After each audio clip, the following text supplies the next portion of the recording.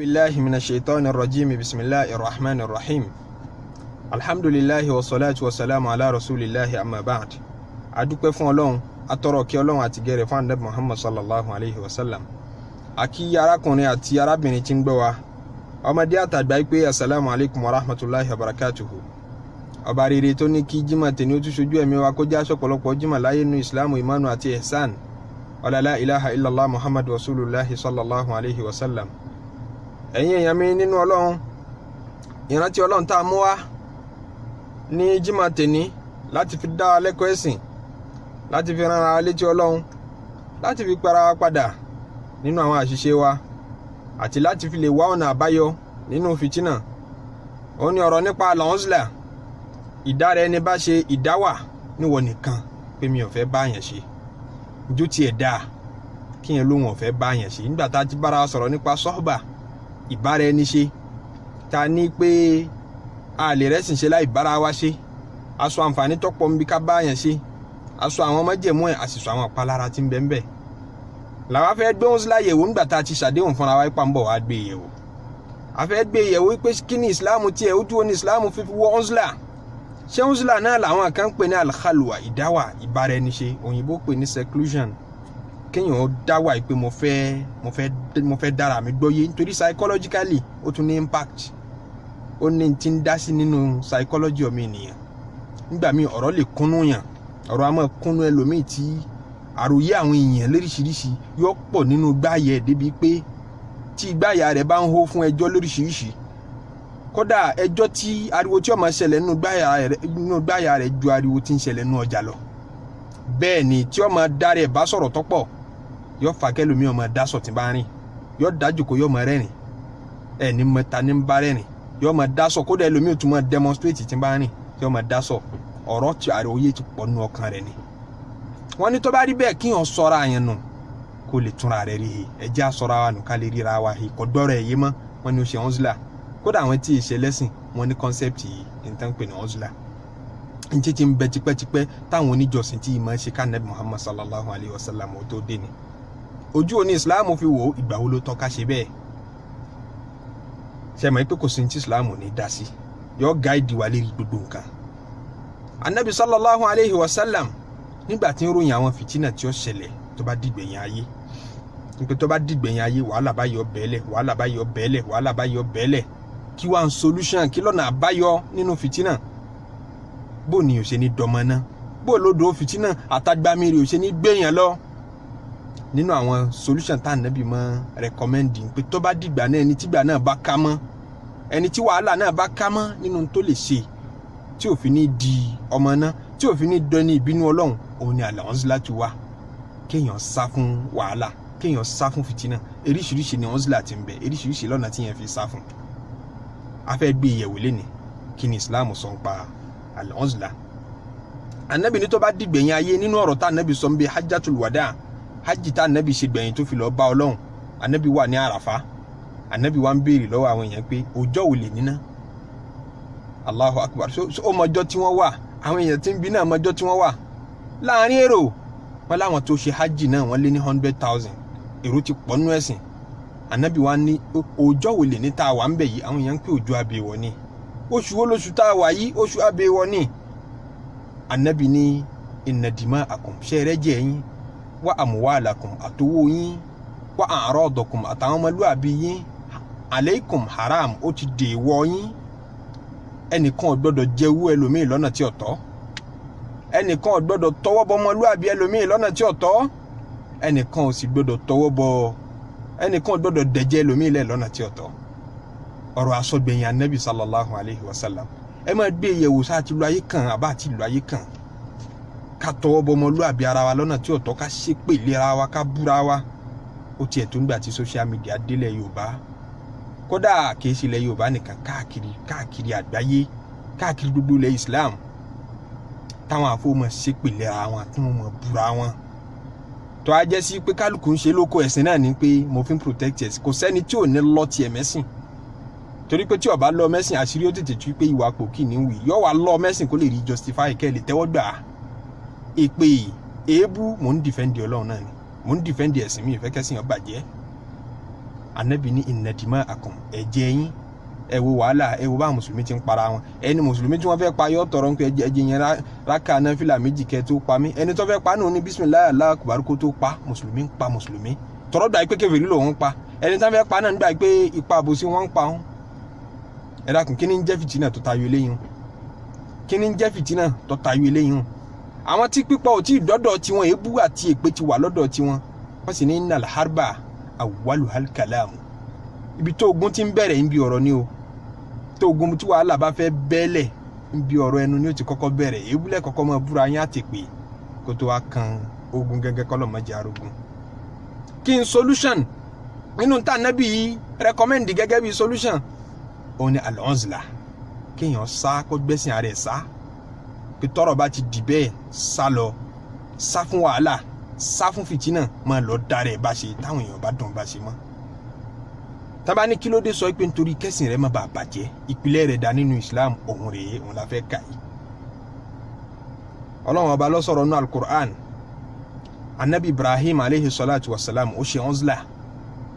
nígbà tí wọ́n fìtínà rẹ̀ nínú ìlú tí ń pè wọ́n sí ẹ̀sìn pé ẹ fi òòṣà sísìn lẹ̀ ẹ yé já sin òòṣà mọ́ ẹ yé já foríbalẹ̀ fún tí kò lè sọ̀rọ̀ tí ò lè gbọ́ mọ́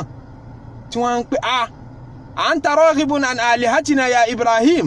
àwọn Ọlọ́run ọba wa ló ń bú yẹn àwọn Ọlọ́run ọba wa ni wọ́n sọ pé ló ń fẹnu ẹ̀ tẹ́lù. anabi Ibrahim ni wa a'tazilukum wa ma tad'una min dunillahi wa ad'u rabbi máa fi yín lẹ̀ máa pa yín tì máa kúrò nínú ìlú fún yín wa ma tad'una min dunillahi kẹ́ ẹ máa jọ́sìn fáwọn tẹ́ǹsìn lẹ́yìn Ọlọ́run wa ad'u rabbi èmi ò máa lọ sin lọ́wọ́ ọba tèmi. àṣà ó dá mi lójú wípé Allah kunna bidu'a'i rabbi shaqiyya mi ní pé Ọlọ́run ọba kó wá dá mi lẹ́bi mi ní kẹ̀bi nídìí ẹ̀sìn yẹn kí ẹ̀sìn tí ń sìn yìí á já síbi tó dáa fún mi ò ní sórí ibú mẹ́ẹ̀.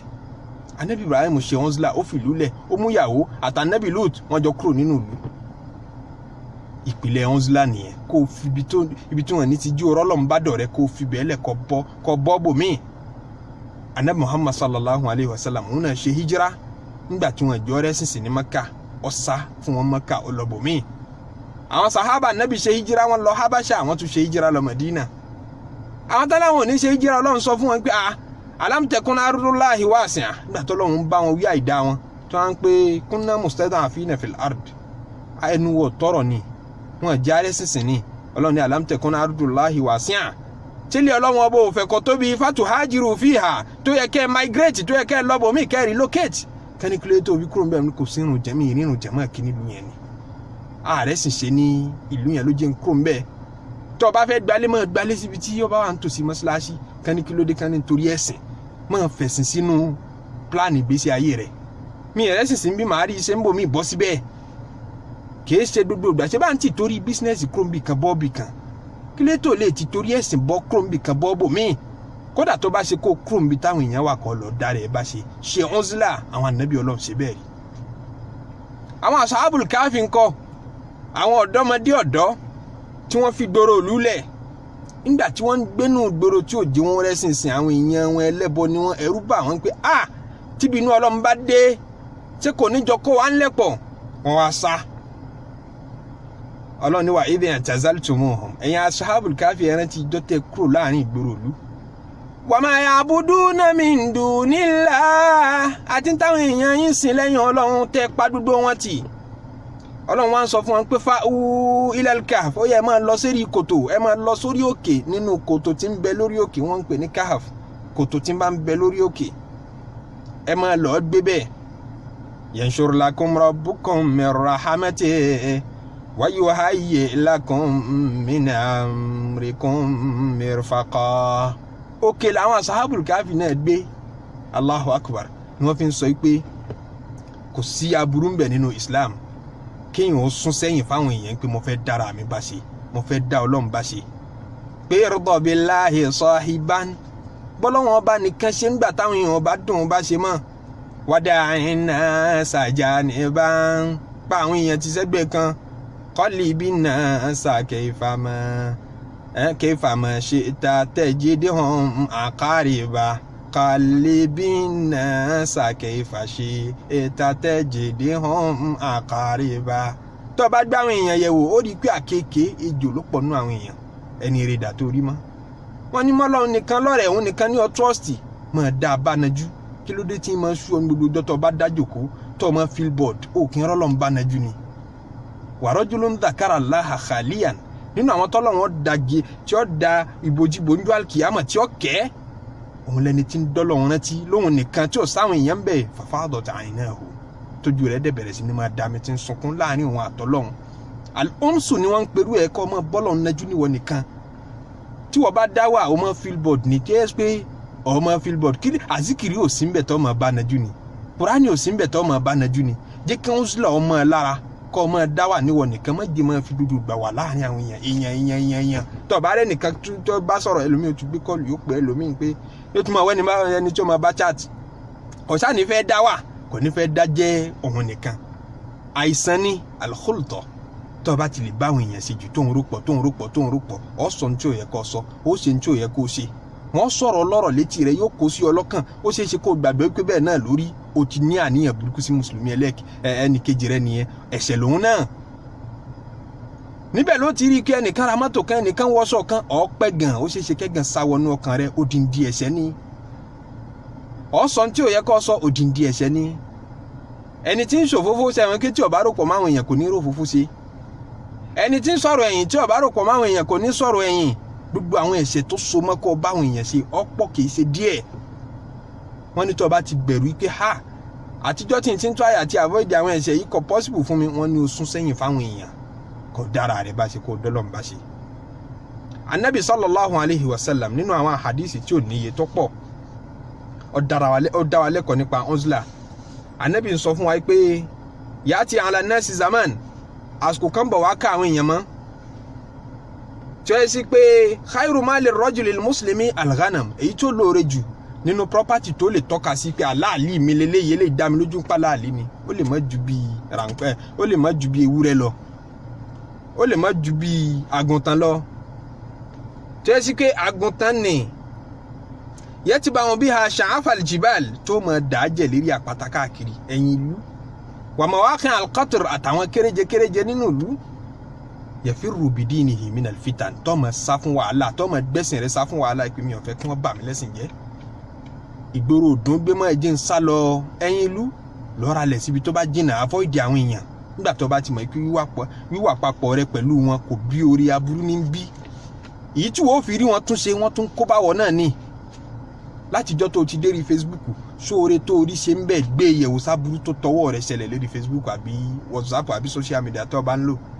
wá gbé ìyẹ̀wò síra wọn pé ṣé ó sún ọmọ lọ́hùn sí ni àbó sún ọmọ èṣù gbé ìyẹ̀wò kó dẹ̀ bára rẹ̀ sòótọ́ ọ̀rọ̀ tó bá nídìí àti ṣe ọ́nzìlà fún Facebook ṣé àwọn èèyàn ṣe tọ́pọ̀ Facebook fi option kí n ó delete ẹ̀ síbẹ̀ tí wàá deactivate account pàápàá tàbí kó delete ẹ̀ permanently tá bá ní kí ló dé ló ṣe ọ́nzìlà ni ọ́nzìlà kan náà nìyẹn nǹkan pè ní ọ́nzìlà oríṣiríṣi súwárù ló wà fún Imam Qurtubi ṣàlàyé nínú tafsiru kíso àwọn ashabul kahfi nínú suratul kahf ó sọ pé oríṣiríṣi ọ́nzìlà ní ń bẹ ọ́nzìlà tó ṣe déédéé condition kálukú ọ̀tọ̀ọ̀tọ̀ torí mi wá strong jura wọn lọ ẹlòmíì ò lè rọ́lọ́ ń bá dọ̀rẹ́ àfi kó jìnnà sínú ìlú kó sálẹ̀ tídó àbí kó sálẹ̀ rí àpáta kó sá lọ bí tí ilẹ̀ tí ò bá ti develop ẹlòmíì sì lè manage kó wà láàrin ìgboro torí mi rẹ̀ strong ó sì lè takú ti Ọlọ́run tó bá wà láàrin ìgboro náà tí ò ní ṣe báwọn èèyàn ṣe ń ṣe but to some extent mọ̀mọ́ jáde ńlẹ̀ púpọ̀ ọ́nzìlà kan náà nìyẹn kọ́ ọmọ ìgbélé òun náà láwọn àdìsí tiẹ̀ ọ́nzìlà kẹta nínú ọ̀ràn ọ́nzìlà òun ní pé kó tiẹ̀ máa jáde kó máa báwọn èèyàn ṣe àmọ́ kó lè control táhàn rí ọmọ sọ ìyẹn ló le jù ìyẹn lọ́pọ̀lọpọ̀ máa ń pé wọn ó ṣe àìrí ṣe wọn ní tó bá rí bẹ́ẹ̀ gbélé tó bá lè gbélé sákúrò ní ìgboro fáwọn èèyàn Ànábì ní tí ó lóore jù àdìsí tá ń kábọ̀ ní tí ó lóore jù ní pé kó kàn ní ríra nǹkan mìkan tí ọ̀rọ̀ a máa dàjẹ́ ìyẹn ni pé káàsìkiri ó kéré jíjẹ múmu rẹ̀ oúnjẹ tó simple income tó simple tó dẹ̀ já láàlí yafirru bidinihi minal fitan kó máa gbé àdínì rẹ̀ sá fún wàhálà kó má jí wọn tẹnu rẹ̀ bọ̀ ebú àbí pé àbí wàhálà kan tó ti tara rẹ̀ ṣẹ lọ́hùn tó ti tara rẹ̀ ṣẹ ní Ọlọ́hun kan nínú àwọn èèyàn tó ti búrí ń bẹ nu wọn tọ́lọ́run nífẹ̀ẹ́ tímọ́tímọ́ ọmọ nínú àwọn èèyàn tó ti tẹnu bọ̀rọ̀ wọn rí ń bẹ nu wọn tọ́lọ́run nífẹ̀ẹ́ tímọ́tímọ́ ọmọ nínú àwọn èèyàn tó kàkẹ́ ní eré ń bẹ nu wọn tọ́lọ́run bínú sí ọmọ ọkàn sọ tiẹ̀ lọ ọkàn bá tiẹ̀ lọ tí yóò bá ti rí ẹni rẹ bá tó papọ̀ mọ́ wọn ní ọ̀dára rẹ bá ṣe kí wọn nìkan máa ṣe akọni kan ní nahari jidalun gbogbo ọ̀sán mi tí n fi rán òun ni àríyànjiyàn wọn lẹ́nìkan sọ pé wọn lẹ́nìkan sọ̀rọ̀ kan tó ọ̀dà àríyànjiyàn máa sọ̀rọ̀ àwọn èèyàn láì dáa máa sọ máa wá bí àwọn èèyàn kù sí kí n má ro tara tèmi nahari jidalun n tí n fọ̀sán mi ṣe ni àríyànjiyàn kí n máa tẹnubọ̀ ní tí ọkàn mi walayli jidalun tó bá tún dòru tó yẹ kí n túbá lọ sọ́dọ̀ Ọlọ́run pé tí mo fọ̀sán ṣe tí ọ̀dọ̀ Ọlọ́run forí rẹ̀ jì mí ìjìdáàlù ní í ṣe lóru kí ni ìjìdáàlù máa gbéra sánlẹ̀ máa sùn bí ẹni ò ní jí mọ́ ò kí n sin lọ́run lóru ìbádọ̀ ọmọ lára tàhájùdì ọmọ lára. ó wá ní wa haúlì rijalun ní aláàmìfilẹ̀ hali ntọ́wá jẹ́ kí kéèsì mi ó wọ́ọ̀sì pàápàá ní pé haúlì rijal àwọn tí mo kó rọra tí mo pè lọ́rẹ̀ẹ́ tí mo pè lẹ́bí tí mo pè lára tí mo bá ṣe tẹ́síkẹ́ tí mo bá jí àwọn ní kọ̀kọ́ rí tí mo bá sùn àwọn ní ìrìgbẹ̀yìn kí n tó lọ sùn aláàmìfilẹ̀ hali wọ́n wọ́ọ̀sì jù mí lọ. èmi mo tún dáa jù ìkan ògbé kan ní wábí òwú jango èmi mo tún dáa jù nínú àwọn tí mo ń bá rìn. yẹ́bi òun náà ro ṣì dá ń sọ à ń bẹ̀gà yẹn fàbọ̀n dáhùn àṣọ ọkọ̀ làhùn mẹ́rin jálì. ó tí ì lè rí táwọ́bà ṣe ó tí ì lè rí ìnábà ṣe nígbà tó o bá sì kó àwọn ẹni ibi rọra àfi kó o ṣe wọ́n sílà kó dáre ààrẹ bá ṣe kó o ṣe kálúwà. Umar ibn al-Khattab ó ní khudhu hadhakum min al-uzlati kí kálukú ṣe uzla ní déédéé condition tiẹ̀ tí ó tún àlámọ̀rí ẹ̀sìn rẹ̀ ṣe mú hazu tiẹ̀ ń bẹ̀ mú déédéé ìpín tiẹ̀ nínú uzla kí lè tẹ́ sí gbogbo ìgbà ọ̀sán rẹ̀ àárọ̀ rẹ̀ òru rẹ̀ pẹ̀lú àwọn èèyàn náà ní gbogbo ìgbà ó lásìkò tó fi ń dára rẹ̀ bá ṣe tó fi ń dára rẹ̀ gbọ́yé kódà tó bá ń ṣayé náà tó fẹ́ gbádùn ayé tí ẹ ṣẹ̀sìn ó yẹ kó lásìkò tó máa daronú níwọ̀ nìkan fúnra rẹ̀ kó ní privacy làwọn tí ò mọ́lọ́ náà fi máa lọ fún seclusion wọn làwọn fẹ́ lọ fún seclusion 40 days ó ní 10 days wọn náà máa dára rẹ̀ bá ṣe má fi irun jàmá lẹ̀ má fi gbogbo ẹ̀tọ́ ẹ̀sìn tó jẹ́ dandan àtàwọn èyí tó jẹ́ súnà míì lẹ̀ láwọn ìjà tó mọ̀ pé kò lè parí àfi tó bá dá sí lọ́ọ́ dá sí má ló ń ṣe wọ́n sílà ó lè wà nù gbèrú kó máa ṣe wọ́n sílà kò sábùrú bẹ́ẹ̀ àwọn èèyàn lè máa rí ọkọ máa lọ́kọ máa bọ̀ lójoojúmọ́ wọ́n sílà sì ló ń ṣe nígbà tó dá sí ní tí ó kàn tó bá wọn tẹnu bọ̀rọ̀ burúkú wọ́n sílà náà ní kálúwà náà lòun náà tọ́ba mọ̀ pé o lè mánéjà àti ṣe yẹn wọ́n gbà ọ́ láyè kó kúrò ní ìgboro olùkọ́ lọ́bù mi sáàdù ọmọ àbí wà kọ́sù ṣe bẹ́ẹ̀ sàbí ànábì sallallahu alayhi wa sallam. gbà tí fìtínà bẹ́ẹ̀lẹ̀ tí wàhálà dé láàrin àwọn sàhábà ànábì ó kúrò ní ìgboro olú fún wọn ó sá lọ kò bá wọn dá sí gbogbo political crisis tó ṣẹlẹ̀. ọmọ rẹ̀ Umar ó ń sọ fún kí bàbá nínú àwọn tó pilẹ̀ ìsìláàmù lẹ́wà nínú àwọn tó jìyà ẹ̀sìn lẹ́wà ẹ bá ànábì jìyà ọ̀rọ̀ rẹ̀ wá dé ẹ̀yìn ò bá ànábì jẹ́ jọrọ gbogbo gọ́vnà tí wọ́n fa àwọn èèyàn jẹ ẹ̀yìn ò jẹ́ gọ́vnà kankan ẹ̀ jẹ́ gómìnà wọ́n ń gbé pọtifólíò fáwọn èèyàn wọ́n yàn wọ́n ní mínísítà àwọn èèyàn yín kankan bàbá ẹ̀yin náà jà sí ẹ̀tọ́ yín ni. sáàdù ọmọ àbí wà kọ́sùn sọ fọmọ rẹ̀ wọ́n mọ̀rún pé ọmọ kò yí ọ fadaraba ala sadri ó fọwọ́ gbá aláyà ń pé ọmọ mi kò yí ọ. Ànábì sọ pé inna Allaha yuhibbul abda taqiyya al-ghaniya al-khafiyya Ọlọ́run nífẹ̀ẹ́ irú tó bá pamọ́ tó bá rọrọ̀ ìyẹn ni pé díẹ̀ ti tó nínú ntí ọ̀jẹ̀ tó dẹ̀ pamọ́ tó dẹ̀ ń bẹ̀rù Ọlọ́run nífẹ̀ẹ́ àwọn bẹ́ẹ̀ láàrin wọn lẹ́tì bá àwọn awliya ullah kì í ṣe àwọn tán máa ń nẹrí tán máa ń fẹ́ kí gbogbo ayé orí àwọn pé mo fẹ́ kí n wà nínú top scholars nínú ìlú yìí mo fẹ́ kí n wà nínú àwọn èèyàn tí ó gbajúmọ̀ pẹ̀lú ẹ̀sìn jù nínú ìlú yìí ẹ̀ lè rẹ ni Ọlọ́run lára wọn ara àwọn tẹ́ẹ̀tì rẹ ni Ọlọ́run làwọn táwọn yìí fura sí láwọn tó ti gbà pé àwọn ìṣẹ́ ni Ọlọ́run àwọn làwọn kàn máa gbọ́ wá sí àwọn tó bá jẹ́ ẹni Ọlọ́run àwọn gẹ́gẹ́ lẹ́ni Ọlọ́run. ọ̀rọ̀ Uzla ni à ń bára wa sọ Ànábì sallallahu alayhi wa sallam nínú hadith mi tí Abu Sa'id al-Khudri gbà wá ó lárakùnrin kan wá béèrè lọ́wọ́ Ànábì sallallahu alayhi wa sallam wípé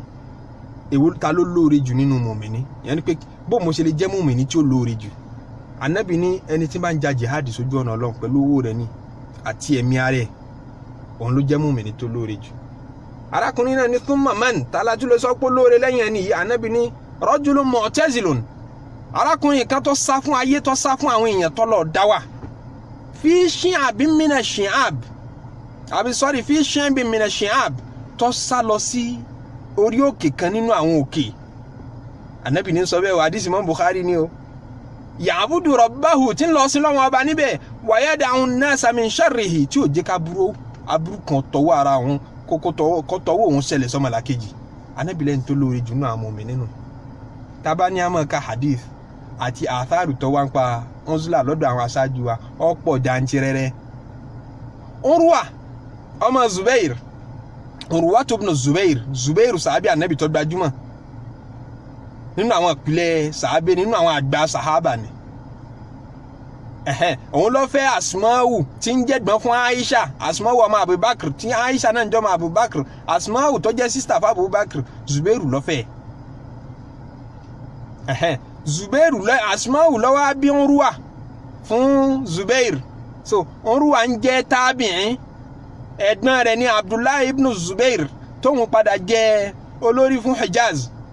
tí máa sin lọ́hùn nínú àwọn àfa àgbà lọ́wà. Ìyẹn Abdullahi àti Urwa náà wọ́n kẹ́kọ̀ọ́ tọ́pọ̀, wọ́n kọ́ súnà lọ́dọ̀ ya wọn Asma'u ọmọ Abubakar, wọ́n kọ́ ìtọ́pọ̀ lọ́dọ̀ Aisha. Ọ̀dẹ̀dẹ̀ Aisha ní Urwa ló gbé dàgbà. Nígbà tí fìtínà political crisis ṣẹlẹ̀ òun náà sá lọ. Ó sá lọ ẹ̀yìn ìlú tí wọ́n lọ bá ń bi tọ́ wà nípa ẹ̀yìn náà tún sá níbi tẹ́ wà ní wọ́n lọ ká mọ́ bí ọ wà. Ó sá kúrò nígboro ìlú fún wàhálà politics. Ó fẹ́ rọ́lọ́run bá ṣe, ó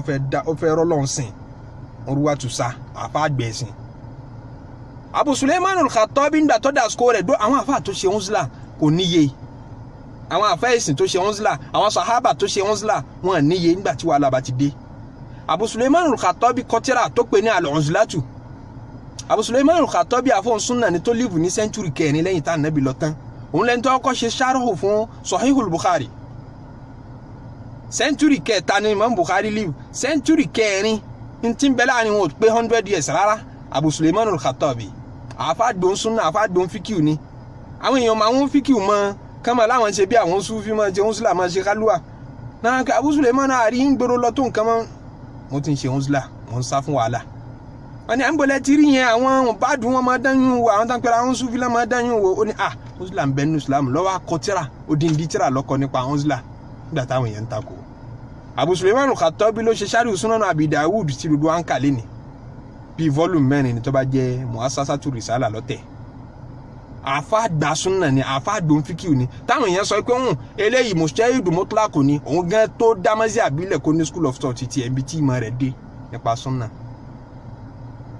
Reality ni pé ayé ìyẹn máa ń ṣayé débì kan kò sí bí yẹn ṣe lè mature tó nínú ẹ̀sìn ó máa rí i pé táwọn èèyàn ń ṣe affect rẹ̀. Tó bá ti rí i pé o lè withstand rẹ̀ mọ́ wọ́n ní o ṣe uzla sá fún wàhálà gbé ẹ̀sìn rẹ̀ sá tẹ̀bí náà l'Ànábì sọ yìí. Tó bá dìgbẹ̀yìn ayé ẹnìkan ò ní rẹ́sìnsìn àfẹni tó bá gbẹ̀sìn ẹ̀ sá tí ń sá káàkiri. Nígbẹ̀yìn ayé Imam Malik wọn lòun náà ṣe uzla. Ó fẹ́ bẹ́ẹ̀ kó wà controversial pé kí ni reason tó fi ṣe àwọn kan ní medical reason ni. Ó dá àsìkò kan lẹ́yìn tó bá ti kírun jàmá tá mọ́ṣáláṣí ń wọlé lọ́nu kò bẹ́ẹ̀ nìkan sọ̀rọ̀ mọ́. Kí ni ìṣẹ̀lẹ̀ kò yẹ nìkan kan mọ́ nígbà tó kù díẹ̀ tí Imam Malik ó kù. Sufyanu Thawri al-Imam Sufyanu Thawri ó ní uzla ó àsìkò tó tọ́ gangan làwọn wà yìí òun gbà ipá àsìkò fìtínà lásìkò táwọn tásìkò tí wọn yẹn bá ń jẹ́ fìtínà lásìkò táwọn gbà pé golden era ni ṣé kò tí ì di dandan lásìkò tiwa. Abdullahi ọmọ Mubarak òun náà sọ̀rọ̀ uzla òun ní uzla tóun fẹ́ràn jù ní kí wọ́n wà ní gbòòrò ṣàǹfààní lára yẹn dáhùn yẹn ṣàǹfààní lára tiẹ̀ náà àmọ́ ahọ́n rẹ ojú rẹ etí rẹ di wọn ṣe uzla. Olóhùn dọ́rọ̀ náà lẹ́nu Wahb ọmọ Munabbih ọgbà wa látọ̀dọ̀ Wahb ọmọ Munabbih tí Wahb ọmọ Munabbih ní pé èyí tó lóore jù nínú uzla òun nìyí tó bá ṣe táyé òfin ráburú látọ̀dọ̀ rẹ̀ ó ní kun fihim sami'an asamman sami'an bó ti wí nu wà láàrin wọn kọ́ ọmọ gbọ́rọ̀ kó o sì dàbí ẹni tí ò gbọ́ a'ma basiran kó o jẹ́ni tó fọ́jú kó o sì máa rí náà ká máa sọ̀rọ̀ kọ́ dàbí ìgbà kó o mèsì ọ̀rọ̀ ó sì mèsì ọ̀rọ̀ ọ̀fẹ́ ṣẹlọ́ọ̀ ni kọ́ ọmọ sọ̀ǹtọ́ ọmọ sọ kọ́ ọmọ sọ̀ǹtọ́ ọmọ gbọ́ kọ́ ọmọ sọ̀ǹtọ́ ọmọ rí ẹni tágbára rẹ̀ ọba ti kélé yìí hùn tọrọ pọ̀lọpọ̀ tí máa rò pé òun lè ṣe yìí hùn tọba ti mọ̀ tọba sì ń ṣe é lè mọ̀ ipò lè ṣe yẹn wọ́n ní ilzam beitak Ànábì sọ yẹn náà sallallahu alayhi wa sallam. Nígbà tí Ànábì ń bá Uqba sọ̀rọ̀ sallallahu alayhi wa sallam Ànábì ní ya Uqba amsik alayka lisanak di ahọ́n rẹ̀ mú mọ̀ ń tọ́ mọ̀ sọ waliyasaka beituka ilé rẹ̀ jí ó tú ọ gbé má jẹ́ kankan ilé rẹ̀ ọmọ tọ́ndì má rí ilé rẹ̀ má pẹ́nu lé kọ́ má dọ́lọ́run rántí kọ́ má dọ́lọ́run sìn kàn jáde lásìkò tó bá necessary àti jáde necessity ni ojú ọmọ gbé ọ jáde necessity ẹ̀sìn àti necessity ayé ń pọ̀ fẹ́ wà ń tọ́ jẹ́ kọ́ dẹ̀ wọlé lẹ̀ kan náà wábkì aláàkàtì àti kà máa sunkún lérí ẹ̀ṣẹ̀ rẹ̀ má jẹ́ ó jẹ́ṣẹ̀ ẹlẹ́ṣẹ̀ lọ́ọ́ máa sunkún lé lérí àwọn èèyàn ọ̀dà ẹ̀sìn ti bàjẹ́ àwọn èèyàn ń bẹ̀sìn jẹ́ ló fi ń sunkún lójoojúmọ́ ìwọ ń kọ́ ẹ̀sìn tiẹ̀ ń kọ́ ẹ̀sìn ẹlẹ́sìn ẹ̀ṣẹ̀ ẹlẹ́ṣẹ̀ ló ń sunkún lé lérí ẹ̀ṣẹ̀ yẹn ṣáà ní máa pààyàn lẹ́kún ju ẹ̀ṣẹ̀ lómi lọ èyí ṣe ṣẹ̀ṣẹ̀ ẹlẹ́ṣẹ̀ máa pa ọ́ lẹ́kún jẹ̀ṣẹ̀ tiẹ̀ gan lọ ẹkún tó ń sun lérí ẹ̀ṣẹ̀ tiẹ̀ kéré sí tó ń sun lérí ẹ̀ṣẹ̀ àwọn èèyàn ò gbéra rẹ̀ yẹ̀wò dáadáa gùrùrù ní dọ̀ọ́lá àmọ́ ẹ̀tàn jẹ́ ó sì bó dáa jẹ́ lómi lọ àfàìmọ̀ kọ́ máa wà disappointed tó bá dijọ́ àkìyàmọ̀ ó fàyè rẹ̀ audit life àwọn kan ó audit ara rẹ̀ accountability rẹ̀ fúnra rẹ̀ kéré ni wọ́n fi ní kó ṣe onzla kó lè jẹ́ kó lè rí bí focus lórí ìwọ nìkan kó dẹ̀ focus lórí Ọlọ́run torí tá a bá gbé nǹkan síwájú tá a bá focus dáadáa a rí clear picture kìíní yẹn ṣe rí omi tó bá farabalẹ̀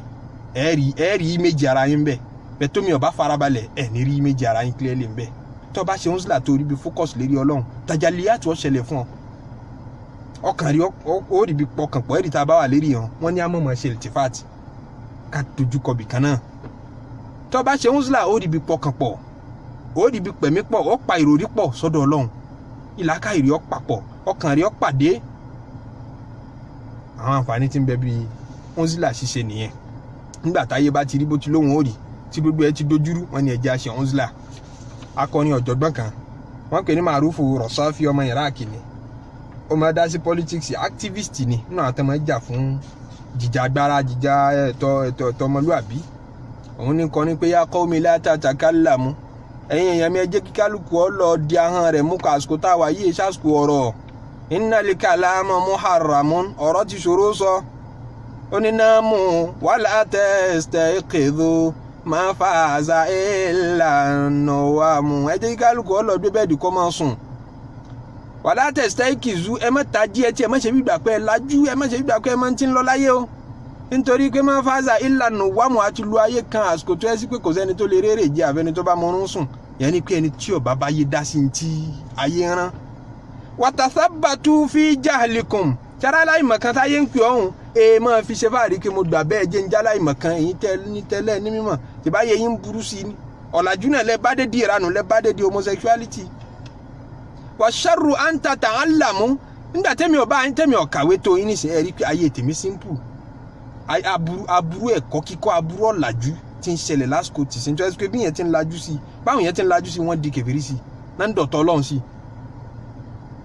ṣebí ní ó jẹ́ káwọn kan lẹ̀ Yorùbá lọ́jọ́ sí nínú àwọn ẹlẹ́sìn nínú ìfẹ́ jí kọ́ máa wọ́n lọ kàwé wọ́n ní nítorí pé ó bá ti kàwé nísìnyí yóò di kèfèrí yóò di Yẹhudi máa wọn lọ́wọ́ wọ́n sì ń lọ léèwé ńgbà náà tó tọ́ àwọn iléèwé táwọn èèyàn kọ́kọ́ ń kọ́ ní Nàìjíríà ha Bíbélì fún wọn ọ̀pọ̀lọpọ̀ ọmọ mùsùlùmí tí ń bọ́ síbẹ̀ wọ́n di kèfèrí wọ́n di kiri yóò wá ní kó tó á di kọ́ ọmọ mùsùlùmí bẹ̀rẹ̀ sí ní kàwé dáadáa nísìn ó ní tathabbatu fi jahlikum tó bá yẹ sí pé kẹ́rì mí láláìmọ̀ kan náà ni kò bá pè yín fasharru an tata'allamu wa idha afadtum fil hadithi anil mubahi fajamjimu tẹ́ bá ń sọ̀rọ̀ rere ọ̀rọ̀ tó yẹ ká yọ gbọ́ ó ti di kẹ́ mọ́ sọ pẹ̀lẹ́pẹ̀lẹ́ kẹ́ sọ jàmùjàmù tí Lárúbáwá bá lọ ọ̀n jàmùjàmù ọ̀n sọ̀rọ̀ kẹ́lẹ́kẹ́lẹ́ nù tó bá ní ọ̀n hàmùhàmù opposite rẹ̀ nù ọ̀n sọ̀rọ̀ ọ̀n pariwo fa idha afadtum fil hadithi anil mubahi fajamjimu ẹ sọ pẹ̀lẹ́pẹ̀lẹ́ tọ́ra ayé àti lu ayé kan ayé táyé ò fẹ́ gbé òótọ́ mọ́ fìtínà ti wà everywhere ó ti wà lọ́dọ̀ ọkùnrin ó ti wà lọ́dọ̀ obìnrin ó ti wà lọ́dọ̀ olórí ó ti wà lọ́dọ̀ ẹlẹ́mù afẹnitọ́lọ́n bá fẹ́ kó yọ àwọn ọ̀rọ̀ nípa onzla náà la ní abára wa sọ Rabi' wọn ọmọ Khufaym kanú àwọn tábìín ni olùsìnlọ́ọ̀ ni ó wà láyé lásìkò ànábì àmọ́ kò tí gbà sílámù kò bá ànábì ìgbà tí ó dé Madina láti gbà sílámù sí ànábì ti kú alázàmà ọba Ibn Mas'ud Abdullahi ọmọ Mas'ud ọba àṣegàn mọ́ bá rìn tábìlá Mas'ud máa sọ fún pé bó ṣe rí ìyà tiwa tí ń bẹ lọ́wọ́ rẹ̀ yìí ànábì ọ láìkì rẹ̀ kápọ̀ bá ànábì pàdé ó ní tafaqahu ó ní ẹ lọ wá mẹ́sìn fún ma'tazilu tẹ́ bá ti mọ̀mọ́ ẹ̀sìn tẹ́ ẹ̀sùn sẹ́yìn fáwọn èèyàn ìní Abu Sulaiman al-Khattabi tí mo sọ lẹ́ẹ̀kan sí wa ta'abbadu kẹ́ máa lọ dọ́lọ́hùn sí níbìkan kò ní sinmi kò má bá wọn tẹnubọ wàhálà ọdọọdún oríṣiríṣi ìrújú ẹ̀sìn lẹ́tùn máa gbọ́ tún máa gbé jáde tí ó sú yín pé ṣé ẹ̀ ní sọ káwọn èèyàn dá láàrẹ̀ báyìí tó bá ti rí bẹ́ẹ̀ sún sẹ́yìn fáwọn èèyàn. Al-Imam Hasan al-Basri ìtàn rẹ̀ ní fi parí gbogbo tí ń sọ bọ̀ wá ń tọ́ra àlè sọ dúdú ẹ̀ tán àmọ́ sọ́ọ̀kù ní kọ́lọ́njẹ́ aláṣepẹ́. Ìkànnù àwọn àfáàgbà aládìsí náà ní Thabitul Bunani àfáàgbà aládìsí tó gbajúmọ̀. Àwọn Humaydun at-Tawil àtàwọn àfáàgbà aládìsí yòókù gba àdìsí lọ́dọ̀ rẹ̀. Hasan al-Basri tábìyìn àgbà lòun náà. Thabitu al-Bunani tábìyìn àwọn tó bá àwọn sàhábà là ń pè ní tábìyìn tí wọ́n bá wọn láyé tá kẹ́kọ̀ọ́ lọ́dọ̀ wọn. Thabitu al-Bunani wá ń sọ fún Hasan al-Basri pé mo dọ́n kò ń lọ hajj tẹ̀ ń pásítọ̀ hajj ló súnmọ́ yìí mo dọ́n kò ń lọ hajj ó ní bẹ́ẹ̀ ni èmi náà ń lọ hajj ó ṣe jẹ́ àjọ rìn pọ̀ ṣe é mọ̀ pé ránkún mi wọ́n máa ń rìn gbà náà wọ́n àti máa gun pléènì lọ hajj. Ó dàbí kí n sọ pé ó jẹ́ àjọ búùkì fúláìtì kan náà kájọ mú síìtì ti ara wa kájọ travel pé ká ti fi lọ ní kálẹ̀ ní sọ́ọ́bà kájọ máa sọ̀rọ̀. Hasan al-Basri ní Thabitu wayhak dana nata'asharu bi sitrillah ó jẹ́ àjọ máa gbé nínú bíbà àṣírí Ọlọ́run ó ń dúró mi lẹ́ni rẹ̀ èmi náà ń dúró rẹ̀ lẹ́ni rẹ̀ àjọ ń fàdúrà ránṣẹ́ síra wa àjọ ń fojú rẹ̀ wòra wa mẹ́jà súnmọ́ra wa pẹ́kípẹ́kí. Inni akhafu an nastahiba ẹ̀rù ń bà mí tá a bá jọ rìn tá a bá jọ ń ṣọ̀rẹ́ fayara ba'duna min ba'din ma natamaqatuhu lábàárí àṣìṣe ara wa nítorí tá a bá súnmọ́ra wa náà làá máa rá àṣìṣe ara wa ẹni tó bá jìnnà sí ò lè sí ọ́ ara tòsí náà ní mọ́ sẹ́yìn ó ní tá a bá ti súnmọ́ra wa pẹ́kípẹ́kí ó rà àṣìṣe mi ó rí láìfí mi èmi náà ó rí tiẹ̀ ṣáà ní dọ̀tá ó já mọ́ maintain distance relationship yìí náà kò yẹ ṣe dúdú ìgbà ní kó súnmọ́ àwọn èèyàn pẹ́kípẹ́kí lóore kẹjọ máa wúra yín lọ kẹ máa pọnra yín lé kẹ máa fi àníyàn rẹ bára yín lò ń pé ẹni rẹ nígbà tó rí láìfí ẹ kó náà máa fojú ẹni rẹ wọ gbà tí ò rí láìfí rẹ níjọ́ tó bá ti súnmọ́ tó ń rí láìfí ẹ tó ń pè lẹ́ni bí ẹ̀ṣẹ̀ ẹ ti ṣílẹ̀kùn ẹ̀ṣẹ̀ òórùn tí ò yẹ kó rò sí ẹ pẹ́ gan ara yín ẹ sọ̀rọ̀ ara yín láì dáa ní tí ó sọ yín dọ̀tọ̀ Ọlọ́run látara ara yín nìyẹn ní wọ́n fi ní ẹjẹ́ á máa ṣe ounzila bàbá ti lágbára mọ́ àwọn èèyàn ń ṣe ounzila kí wọ́n ti Facebook pa kí wọ́n delete ẹ̀ ìran kan nínú ounzila náà tó bá mọ̀ pé ń ti ń sọ dọ̀tọ̀ Ọlọ́run gbogbo social media tó belong sí tó bá mọ̀ pé ń sọ dọ̀tọ̀ Ọlọ́run gbé yẹ̀wò tó ń súnmọ́ Ọlọ́run sí ni láti ìgbà tó ti join àbò ń dọ̀tọ̀ Ọlọ́run sí kí ni impact tó kó nínú life rẹ̀ tó bá rí i pé n tó fi sọ dọ̀tọ̀ Ọlọ́run tó fi ṣẹ̀ lórí ẹ̀ ọ̀pọ̀ ju n tó fi sin lọ́run bẹ̀ lọ jìnnà sí o lè live without it o lè live without it láì rí o lè live. Ìyẹn la ní ká bára sọ nípa ọ̀rọ̀ ounzila kí Ọlọ́run má ṣáà jẹ́ aláṣepẹ́ Ọlọ́run gbogbo ẹ̀ṣẹ̀ wa èyí tá a ṣẹ̀ ní gbangba má ṣáà forí rẹ̀ jìn wá èyí tá a ṣẹ̀ ní kọ̀rọ̀ tí ó wà láàrin àwa àtiwọ́ Ọlọ́run ọba nìkan ìwọ mọ̀ ọ̀pọ̀lọpọ̀ àwọn èèyàn mọ̀ àwa náà mọ̀ Ọlọ́run má ṣáà forí ẹ̀ jìn wá èyí tá a wá ṣẹ̀ tá a mọ̀ ipa ṣẹ̀ Ọlọ́run má ṣáà forí ẹ̀ jìn wá ọ̀là la ilaha illallah ọ̀là Muhammadu rasulullah à ń ṣe gbogbo eléyìí àádẹ́ ń gbìyànjú láti rí ìyọ́nú wọ Ọlọ́run ni o nítorí pé ká tó kú ká lè bá wọ ìyọ́nú wọ Ọlọ́run ọba pàdé tá a bá kú tán ká tó bá ìyọ́nú wọ Ọlọ́run ọba pàdé Ọlọ́run má ṣáà wọ ọlá àníyàn bẹ́ẹ̀ Ọlọ́run má ṣáà wọ ọlá àníyàn bẹ́ẹ̀ Ọlọ́run má ṣáà wọ ọlá àníyàn bẹ́ẹ̀ má ṣáà ṣàánú wa látàyé kó tó dal kìyàmà foríjìn wa láyé kó tó dal kìyàmà ọ̀là la ilaha illallah ọ̀là Muhammadu járira bá pàdé nínú sáfù àwọn ẹni Ọlọ́run járira bá pàdé nínú sáfù àwọn ànábì Ọlọ́run kájọ parapọ̀ ká wọ àlìjánà kárí ọ̀nà Ọlọ́run pẹ̀lú wọn ọlá àjọ kan ṣoṣo Ọlọ́run jímọ̀ tẹ̀ní tí à ń kí Ọlọ́run má ṣàjẹ́ àṣẹ ọ̀pọ̀ rẹ̀ láyé jẹ́ kí ọ̀pọ̀ rẹ̀ láyé nínú mọ̀nà ànábì nínú mọ̀nà Islam ọlá àjọ kan ṣoṣo Ọlọ́run lẹ́yìn gbogbo ẹ̀yin tẹ̀ ń gbọ́ wa ẹ má gbàgbé pé ní jímọ̀ gbogbo iṣẹ́ tó yẹ ká ṣe ń jọ jímọ̀ ẹ má gbàgbé ẹ jẹ́ àṣẹ àsàlátù tó pọ̀ fún ànábì sallallahu alayhi wa sallam ẹ jẹ́ àtètè lọ jímọ̀ ẹ jẹ́ kí ká suratul kahf káwéwé jímọ̀ ká ṣe gbogbo súnà jọ jímọ̀ Ọlọ́run má ṣàjẹ́ aláṣepẹ́ subhana rabbika rabbil izzati amma yasifun wasalaamu ala al-mursalin walhamdulillahi rabbil alamin.